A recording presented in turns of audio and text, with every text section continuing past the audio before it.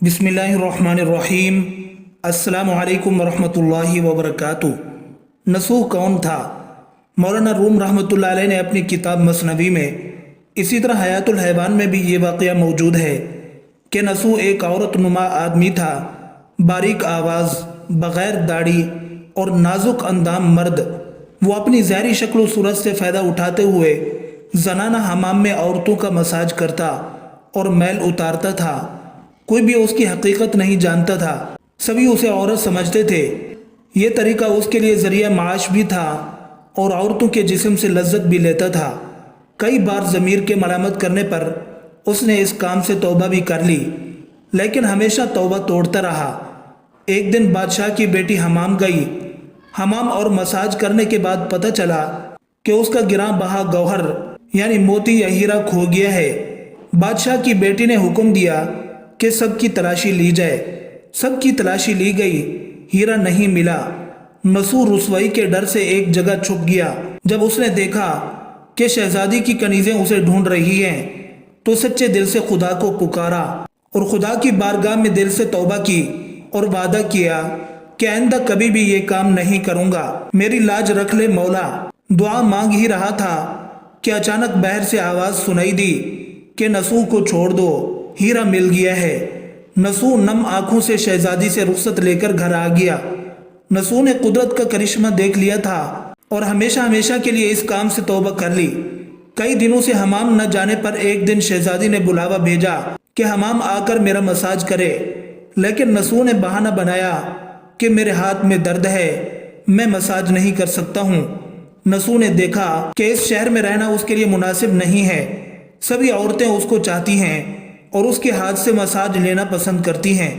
जितना भी गलत तरीके से माल कमाया था सब गरीबों में बांट दिया और शहर से निकलकर कई मील दूर एक पहाड़ी पर डेरा डालकर अल्लाह की इबादत में मशगूल हो गया। एक दिन उसकी नज़र एक भैंस पर पड़ी जो उसके करीब घास चर रही थी। उसने सोचा कि ये किसी चरवाहे से भागकर यहाँ आ गई है, जब तक इसका मालिक ना आ जाए तब तक मैं इसकी देखभाल कर लेता हूँ। लिहाजा उसकी देखभाल करने लगा। कुछ दिन बाद एक तिजारती काफिला रास्ता भूलकर उधर आ गया, जो सारे प्यास की शिद्दत से निढाल थे।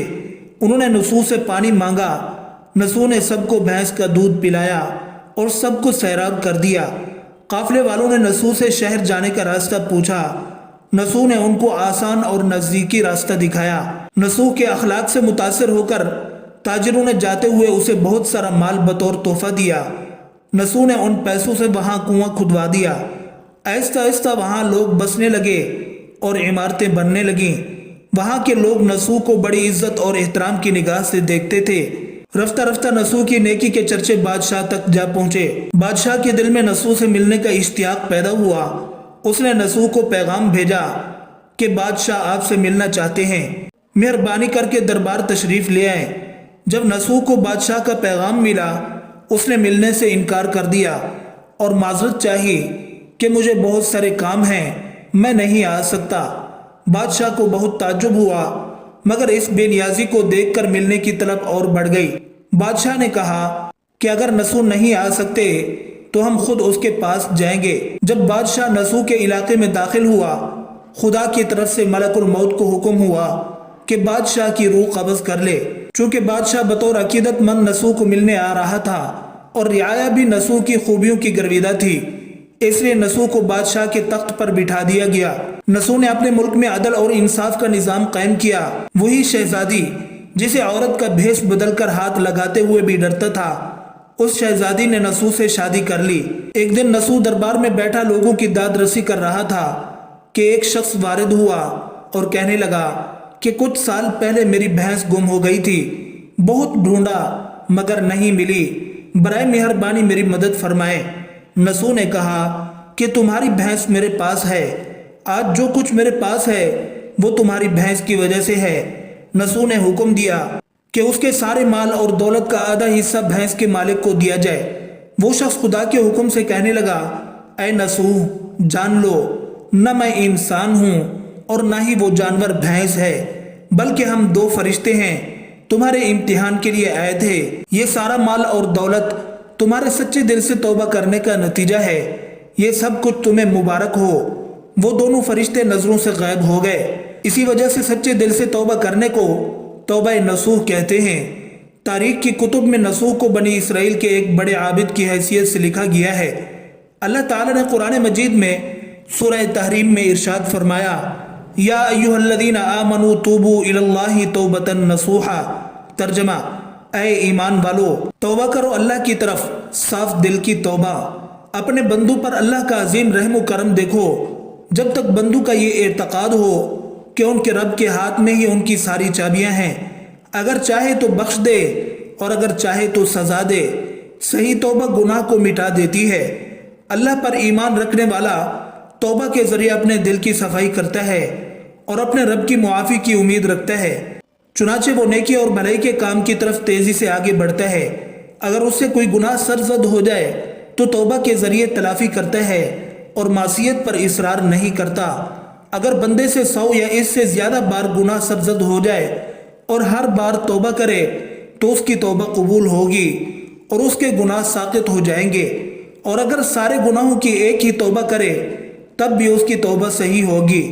حضرت عمر رضی اللہ تعالی عنہ، ابی بن کعب اور معاذ رضی اللہ عنہم فرماتے ہیں، التوبۃ النصوح ان یتوب ثم لا يعود الى الذنب كما لا يعود اللبن الى الزرع۔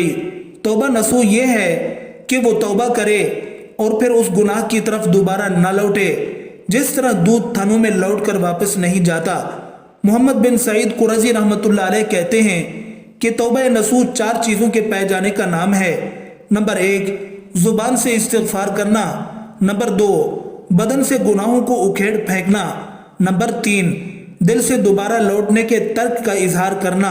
حضرت ابن عباس رضی اللہ عنہما سے بھی یہی منقول ہے۔ نمبر 4، برے دوستوں کی صحبت سے دوری اختیار کرنا۔ حضرت علی رضی اللہ عنہ نے ایک مرتبہ ایک بدو کو جلدی جلدی توبہ و استغفار کے الفاظ زبان سے ادا کرتے سنا تو فرمایا، یہ توبۃ الکذابین ہے۔ اس نے پوچھا، پھر صحیح توبہ کیا ہے؟ فرمایا، اس کے ساتھ 6 چیزیں ہونی چاہیے۔ نمبر 1، جو کچھ ہو چکا اس پر نادم ہو۔ نمبر 2، اپنے جن فرائض سے غفلت ہو ان کو ادا کر۔ نمبر 3، جس کا حق مارا ہو اس کو واپس کر۔ نمبر 4، جس کو تکلیف پہنچائی ہو اس سے معافی مانگ۔ نمبر 5، آئندہ کے لیے عزم کر کہ اس گناہ کا اعادہ نہ کرے گا۔ نمبر 6، اپنے نفس کو اللہ کی اطاعت میں گھلا دے۔ توبۃ النصوح انسان کا عمل بدل دیتی ہے۔ موجودہ حالات کے پیش نظر ملک میں بڑھتی ہوئی فحاشی اور عریانی، سود، کورونا، مہنگائی، جھوٹ اور بے انتہا برائیوں کو مد نظر رکھتے ہوئے ہمیں اللہ تعالیٰ کی طرف رجوع کر کے اجتماعی توبۃ النصوح کی ضرورت ہے۔ پیارے دوستو، نصوح رزق کمانے کے لیے اللہ کا ناپسندیدہ کام کیا کرتا تھا۔ جب وہ کام اللہ کے خوف کی وجہ سے چھوڑا تو اللہ نے رزق کے اسباب پیدا کیے اور بادشاہت تک عطا کر دی۔ حرام طریقے سے لذت حاصل کرنا چھوڑا تو اللہ نے نکاح میں شہزادی دے دی۔ اللہ تعالی ہم سب کو توبہ کرنے اور تا دم مرگ اس توبہ پر قائم رہنے کی توفیق عطا فرمائے، آمین۔